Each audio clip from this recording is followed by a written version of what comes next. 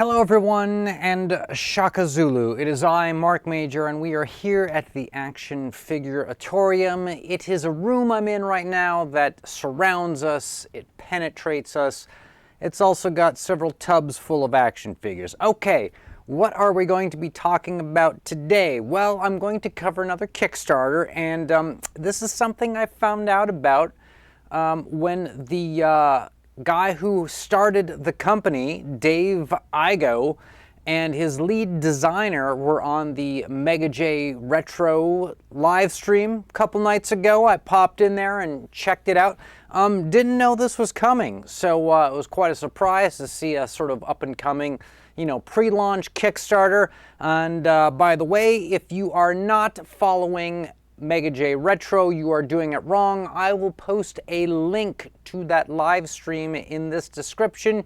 You should go check it out. You should watch it for a bit. It's quite interesting to see a little behind the scenes and what exactly is going on with this Kickstarter. Okay, so this is, first of all, a vanity project. Now, I have described other projects in the past as vanity projects. I use that term specifically in regards to Mad Hatter Toys and his Flip-Or. I also use it in regards to Ethan Van Sciver and his Cyber Frog action figures he brought to market. And this is something that during the live stream, Dave Igo himself said that this is a vanity project, and vanity projects are always welcome for one reason or another, and in some cases, it's how some major brands might actually start. Things could start as sort of an inside joke, and then it kind of, spirals out of control and turns into a real business, and maybe could turn into a franchise, and maybe it could turn into an entire industry. I don't know, but we're going to be looking at the Monstors Kickstarter today, and I think it's going to be a lot of fun. I've got a lot to say about this, both objectively and subjectively, and I think that's kind of one of the main reasons to stick around and subscribe to this channel, the Action Figuratorium, because you get kind of both ways at this channel. So everybody strap on the leather with me today and hold on tight.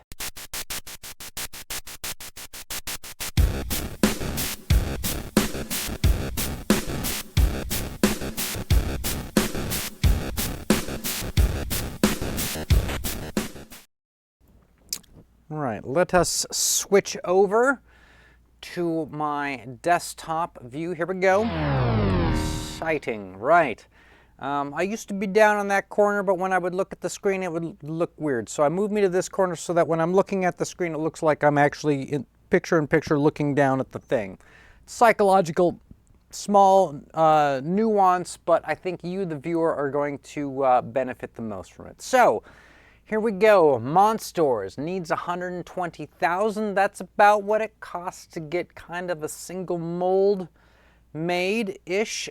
In this case, there really are only these two figures for sale, plus many variants. It's a lot like the Flip-Or campaign. In fact, if this goes well and it launches, I see no reason to not take these incredibly weird acid trip driven designer toys and merge them in with the Flipper universe. I mean, why not? You could just have a gateway open and these guys pile through, or vice versa. Flip-Or could go to their world, and these could become Flip-Or's customers. Anyways, you should definitely check out, at this point I've dropped some references to it, check out my other not one but two videos I made on the Flip-Or campaign. It was a very interesting campaign, as it was a story of underdogs fighting back against the, sort of mediocrity of toy collecting that has started to permeate the toy landscape these days. More on that at the very end, because in fact, Action Figuratorium, Mark Major, I do have a message. I have a message for everyone out there. And this message is going to be at the end of the video. Please stay to the end of the video and listen to the message, as it covers all of this stuff that we're going to be talking about today. Okay, so what exactly is this campaign that's looking for $120,000? Monsters, it's these two guys, plus they get a couple of little buddy sidekicks. The guy behind it is a guy named David Igo, and His company is called IgoStuff. Like I said, I watched the live stream with him and essentially his lead designer talk about these toys. Here they are in their sort of prototype mold up here. You can see here they are scattered with some other famous figures that you may or may not know exist. Here's some different shots of them in the round. Here's the 3D sort of blown apart schematic of how we're going to get articulation with these guys. They're about 5.5 inches. They're about the size of a Motu guy. They're kind of like a Teenage Ninja Turtle scale beast. And they borrow, obviously, as you can tell by looking at these figures, they borrow a lot of influences from TMNT, but of course they're also tapping into something much, much older, going as far back as I would say the creations of Big Daddy Roth and his Rat Fink, as well as all those crazy hot rod cars that he drew and created that turned into models, as well as the illustrations of Mad Magazine and Cracked, as well as properties such as Garbage Pail Kids and the Toxic Avenger. This is all kind of in the milieu of what we're looking at here with these Monstors, is these kind of weird hybrid mutant creatures that are just made up of, bulls and whales and scorpions and snakes. It's kind of a cool fantasy, acid-driven, sort of very much something for design nerds, definitely. Max Toy Company seems like the kind of cat who would want to get in on this and do some sort of, hand-painted, airbrush-painted variants, that sort of thing. I could see these being on something like Tenacious Toys. I could see them covering something like this. This, in my opinion, is a sort of hyper-realized, very cool, conceptual toy. This is just like the next level of design, and it's just so over the top in its look and its colors, and what I describe as the leading thing that people buying toys these days. It's not the amount of accessories you get with it, it's not the amount of hands you get with it, right? It's not the amount of articulation you get with it, right? Otherwise, everyone would just make 41 points of articulated figures and shovel them out on the population. No, it's 100% about fun factor. You pick up a toy and you just have an instant connection with it. You have a fun factor with it. It's kind of hard to describe. It's kind of a subliminal thing that you really can't just write down on paper, but I can say that it exists, and it exudes from these two figures that Dave Igo is trying to foist on us. Look, here's some variants. I love this guy. This is my absolute favorite. These colors with the teeth like this totally reminds me of the Blue Meanies from Yellow Submarine. I have a couple of the McFarlane Yellow Submarine figures. This guy would be absolutely awesome amongst them. He should live with them. He should be the Yellow Submarine Monstors edition, in my opinion. Here's another variation, kind of a color variation. You swap the head, different color on the body, you make a new figure. I think it's a good idea. Okay, so let's get into the pricing and costs.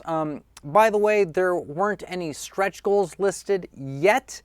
I do have the feeling, as we've seen from some campaigns, that a lot of guys are not quite 100% ready to go when they launch, but you need a deadline. If you don't put a deadline out there, it's never going to get done, and some guys launch not quite ready, but like we saw with Brutal Realm, and check that video out I did on them. It's got 4 dislikes, not sure why. It was something that I actually liked the design of the figures, and I thought it had a lot of potential going forward. Maybe people don't want it to succeed. Maybe that's why they give the dislikes. Anyways, check out Brutal Realm. They were lacking in lots and lots and lots of their marketing, and they didn't even have printed prototypes of the figures yet. They were just kind of showing, they weren't even like conceptual drawings. They were AI conceived drawings, and yet they're racking up 6 figures with it. So as time went on, as the money came in, they really picked up the game in the marketing. I expect the same with this. I expect there to be constantly adding stuff to the page as far as the marketing goes. We'll probably check back at some point and maybe just to see what's changed. But there's no stretch goals listed, however, and there's all these variants and exclusives and things they show. However, there is, and I think this is great to see this here, this is the kind of thing that we're looking for, there is an entire graphic of just credits of the designs, the sculpt, the paint, who's doing production. Chris Garwich, who works for the Four Horsemen, does a bunch of other designs. That is a huge stamp of approval, because that means if this gets funded, you will get your toys. You will get your toys. We've seen a lot of crash and burns recently of, like futuristic combat soldiers, of people who funded. 2 years went by. Hey, where are my toys? Guess what? No toys, and you're not getting them. That kind of thing. So knowing that Chris is on board, you will be getting the toys. That much is true. So we get to see all the different people who connected with this, and usually the more hands involved in a project, the better the project is. I mean, the more mouths that you have to feed, but the better it comes out. When everything is done by one guy, you can kind of tell. You can kind of tell that it's a one-man operation. And so kudos so far as what I'm seeing. Now, before I look at the pricing, I'm going to do this. I know people hate this. I'm sorry, but this is the quote-unquote objective part of the show. It's the part that I really have no control over, sadly. What are the best practices of crowdfunding for action figures and toys? Well, 3-tier pricing, something cheap, something deluxe, something luxury. I can tell you already that I'm not seeing the 3 tiers with this, but we'll get into it. The wider the selection, the more SKUs that you have, obviously the more things for people to buy. The more things people buy, the better off the project does, the more money it makes. Also, the more overhead and the more you got to put into it. So it's kind of a trade-off, you know. If you have too much stuff, it's like that waiter trying to carry the huge stack of plates back to the kitchen. And, you drop it, you drop it. So, last thing is, you need to really make sure that all your marketing, your best marketing, everything that a person needs to know and see is on your Kickstarter page. If I have to go somewhere to look something up, for example, I went to see if he had a website for his toy company. It was just a black page, but he did have the domain, so, all that kind of stuff is all about vetting the campaign, the Kickstarter, and making sure that if you do give them your money, you will actually get something back, and hopefully you get it back in a reasonable amount of time. Okay, enough of that garbage. Let's go to the rewards. This sometimes is the most fun. Sometimes it's the least amount of fun. You tell me. So you can get a Sham-moo-moo. That's some sort of cow-orca combo. One of the things that was brought up is Sham-moo the whale. Is that a trademarked term? Can you use that? And I looked it up this morning, and it is actually trademarked by SeaWorld, but I don't necessarily know what categories it's in. I looked at the type, and it was for like sort of public parks and public entertainment and things like that. Does that mean you can use Sham-moo for your, I don't know, scooter company or something like that? I mean, it's like SeaWorld doesn't compete with, like, toys and stuff. So I don't know. There could be a cease and desist over this at some point, but it would be the easiest pivot in the world to just change a couple letters or the name in the slightest way. And sometimes that actually improves it, believe it or not. So the name is still up in the air as far as whether or not you can call this Sham-moo-moo.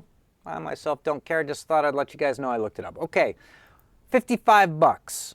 Now, I think $55 personally is kind of steep for an action figure for a toy. Generally speaking, I have, of course, paid much more for much less. We all have.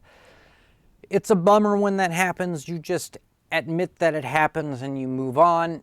However, these are sort of peak designer toys. You cannot look at these and compare them to, remember, it's a vanity project. You cannot compare them to like Marvel Legends or some sort of, whoever does Capcom figures or Black Series. You can't compare them to like the mainstream. You got to compare this, at this point, you got to kind of put it over in the realm of something like a Kid Robot or,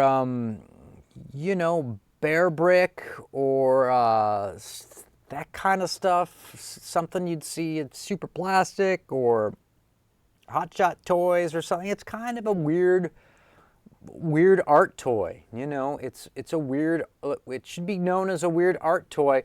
And one of the things that I disagree with is he keeps trying to push, Dave Igo, the company, I keeps trying to push this as a toy for kids, right? In fact, I think the reason why because he does have an actual, if you go back to campaign, he does actually have, even though there was no video here, he does have a video here that's on his YouTube channel. I am subscriber number 6, by the way.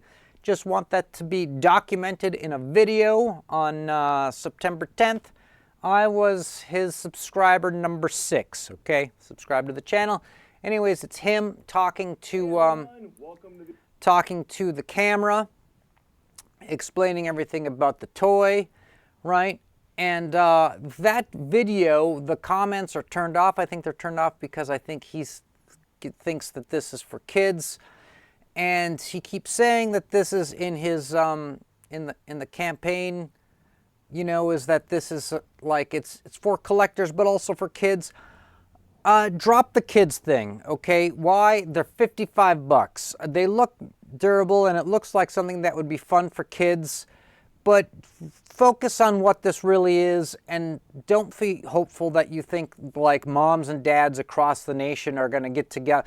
If you're a toy collector and you've got like a kid and you buy this and you're like, hey, look what I bought, and you give it to them, that's fine. That's perfectly fine. If you're a toy collector and your kid comes in and sees this and says, oh, that'd be cool, and you're like, oh, I wasn't going to get it, but now that my kid, yeah, sure, the kid can be part of the decision making for this product.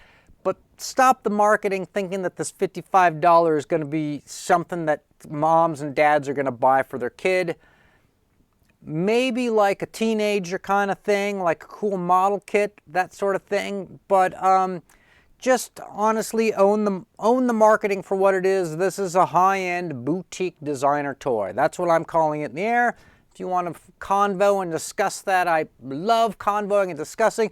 Oftentimes I change my opinion if people can give me a good argument as to why. I already gave myself a bit of an argument, and I just think, leave the kids thing out of it, right? It's just best if you ignore them. When I go to the thrift store and I go to the toy section and there's kids there, it's the most annoying thing on the planet. Get the kids out of here, all right? So, back to the rewards. Weird digressions today. It must be the multiple cups of coffee that are keeping the show going. So, Sham-moo-moo, 55 bucks. Sting Cobra, 55 bucks. This guy, he's actually just a repaint variant, different head, different paint. I think it looks better than the Sham-moo-moo myself. I think this is the home run. Then we have this guy. He's kind of a head swap, repaint. Then, of course, we've got color swap, which is basically same figure, different colors. Same figure as the Sting Cobra, different colors. There's a glow-in-the-dark one. So he's got a lot of SKUs. A glow-in-the-dark variant, translucent blue, translucent green. This is very much the style of 90s toy making, like all those 90s indie comics that came out, all like the Brian Pulido's what was it, Lady Death and Lady Purgatory and Lady Demon and Billy Tucci's She, and there was just all these like indies 90 comics that were all sort of badass females, and they made all these action figures for them, but they were like super boring as far as articulation go. They were just kind of figurines that move, and they're like 5 points for articulation. And they only had enough money for one mold, but they would make all these variants. They'd come in translucent, they'd come in glow-in-the-dark, they'd come in like repaints where they were like shiny metallic. And that is a good way. It is not the best practice, but it is a very good practice to get a lot out of a toy line when you only have one mold, right, or 2 molds to do as many variants as you can. I would suggest with these kinds of things that you should probably make some of these in secret and not tell anybody so that you've got some ammo later on when you need to, when a year has gone by and you don't have the next burst of money to get to the next thing you want to release and you want to come out with something. In the meantime, you're like, hey, I know you guys asked for it and we didn't have it in the campaign. A year has gone by, now you can get glow-in-the-dark Flipper, or now you can get glow-in-the-dark Sham-moo-moo, that kind of thing. I really think these guys need to not fire off all cannons right away. You should actually get them made, you know, put them in your production, get them part of the budget, but sort of keep like the blue translucent stuff, you know, make it like an exclusive down the road, because you're going to need it later. You're going to need money later. And it's a great way, if you got old stock, to stir the pot, because then you can do press releases for your you know, new variant coming out, that kind of. It's just a great marketing thing to save on to some product later on. And then, of course, there's tons and tons of different all-ins and repacks and, you know, retailer specials for like almost $1,200. You get 40 figures. That comes up to $39 each. They sell for $60 retail. So if you wanted to get them from Big Bad Toy Store, you'd pre-order it, $60 plus their $4 shipping, $64. Their toys are $55. If it was $10 shipping, that'd be $65. What they're telling me is that if I wait until these are actually produced and they arrive in the United States and Big Bad Toy Store has them on hand, I don't have to give you any money. I can wait till then and I can actually get it $1 cheaper. So you always need to think about that if you're the person doing the Kickstarter, and how you're going to manage these later. Me personally, I now kind of like to do the Big Bad Toy Store, because they don't really take my money until they come in. And if I need to bail, I can always bail. But in some cases, like I said, you'll actually get it a little bit cheaper if you wait. It's kind of a problem with these Kickstarters. It's one of the things I mention in every video, and I've yet to see anybody really properly address it, because everybody is focused on one thing only, and that is raising funds, and that is your primary goal with this. So, you know, these things I do mention, you think about them a little bit later, but you should think about them. All right. So there's some add-ons here that if you buy a figure you can get for $10. Sticker pack, good idea. Digital download, $10. Good idea. Little Buddy variant set. Remember, these guys come with a figure, and there's also a little sort of sidekick. I think that's a great idea, the sidekick. I've seen several toy lines do that. I think that's an awesome idea.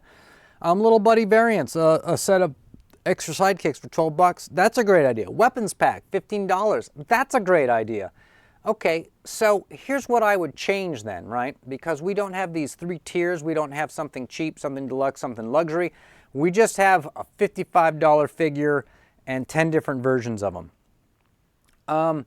Make it so if people want to buy the sticker pack for $10 and that's all, they don't want a figure, just want the stickers, let them buy it. Don't force them to get them.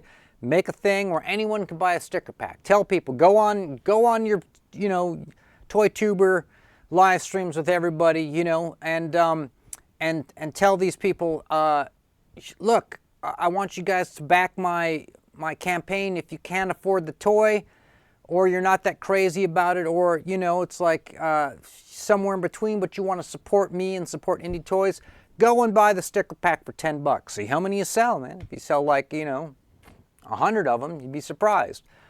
Same thing with like digital downloads, all that stuff. Make that stuff a reward that people can buy. Make that your entry-level tchotchke keychain. You need to have something that everybody, no matter how poor they are, they can give you their money. You need to have an avenue for them to reach you. You got to put that out there so that people can give you small bits of cash, rather than just say, hey, if you like this, buy me a coffee. I hate that. Say, look, buy the sticker pack for $10. Ships, as soon as the campaign closes, it ships automatically.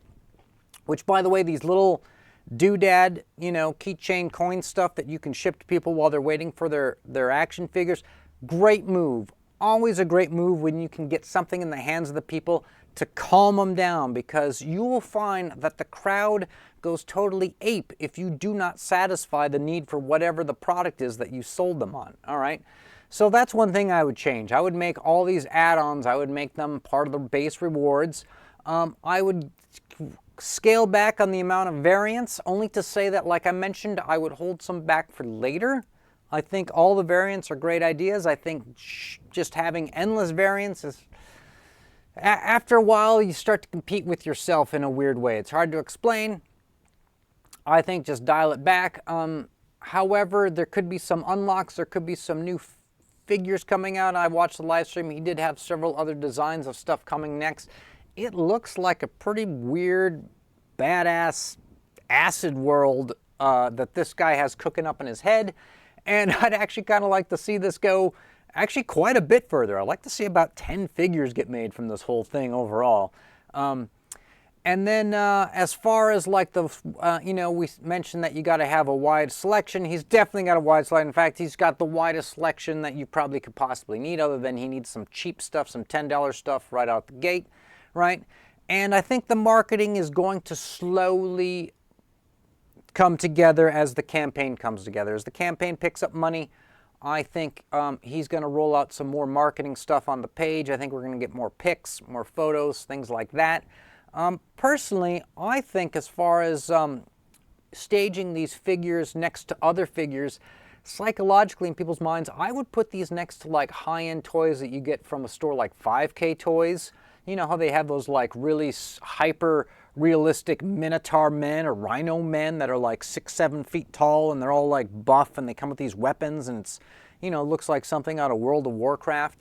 I would put these figures next to those figures, because those figures, like these figures, are kind of spendy, and you let people know, like, no, you're not paying for a $20, trap jaw from Walmart. You're paying for this designer thing, and so you should put it next to other high-end designer pieces. That's what I would do as far as marketing goes, as far as like, videos showing these things off. But the sky's the limit on this. Okay, so I think we're just about the end of the video. It is now time for what I'm going to call my message, right? What is the message of the Action Figuratorium? Well, my message is this. Stop giving your money to these really giant corporations that do not care about their employees and are not handling the... as curators of brands, they're not handling the franchises right. Stop giving your money specifically to Hasbro, a company that is owned partially by Vanguard and BlackRock. There's no reason for this company to exist when they give out $7.8 million in stock bonuses to the CEO right before he loses $1.06 billion, right? You saw the latest drop on sort of their Dragon Man, that's $85. It's a $40 figure tops. They're charging $85 for it. Why? Because they need money. Why? Because they lost over $1 billion last year. And these companies, at the end of the day, do not care about their employees. They do not care about you, the customer. They're giving you cheap rubber weapons with your G.I. Joes. All of those Dungeons and Dragons cartoon figures they shipped in the non-plastic packaging, right? They all came out broken because they're all cheap. Stop giving Hasbro your money and give it to indie creators. Give it to new franchises, new IPs, new companies. Give it to someone like this. I would rather see you guys lay down $55 for one of these Sham-moo-moos, and actually I think the shark guy is the best of the bunch personally, but I would rather see $55 go to these guys than a single dollar go to Dragon Man, okay? Do not give any money to Dragon Man. Give it to these guys or one of the other Kickstarters I cover on this channel. There are lots of them. There's an entire playlist of these things. Some of them are still active. I just did one last week for a line of 1 or 3.75 scale fantasy dwarves, and the guy's got 16 different fantasy dwarves he's coming out with. Give it to him. Don't buy the Dungeons and Dragons figures that are broken, right? Stop giving your money to the big dogs, the Hasbros, the Funkos, the Super 7s, and give it to cats like this. So, with that, thank you to everybody who made it this far in the video. Especially thank you to everybody who listened to my message and took heed of it and followed it. And as always, everybody, make sure you stay charged.